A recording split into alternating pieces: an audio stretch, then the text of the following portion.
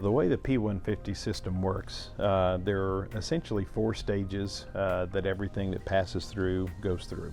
The first stage in the system is a pleated air filter. It's much like the air filter that's in your air conditioning and heating unit. This particular system has 2 individual chambers, both of which have the UV lamps in them.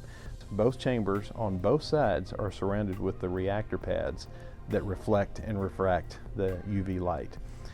The reactor pads are a filter medium that has been impregnated with a titanium dioxide solution that serves the purpose of killing the pathogens, but also reflecting and refracting the UV light. It generally takes about 2 seconds of UV light exposure for a pathogen to be destroyed.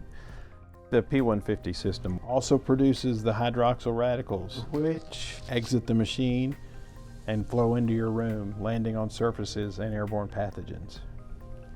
After the air has passed through all 4 stages of the system, what's left is completely pure air. We have an efficacy studies page available on our website.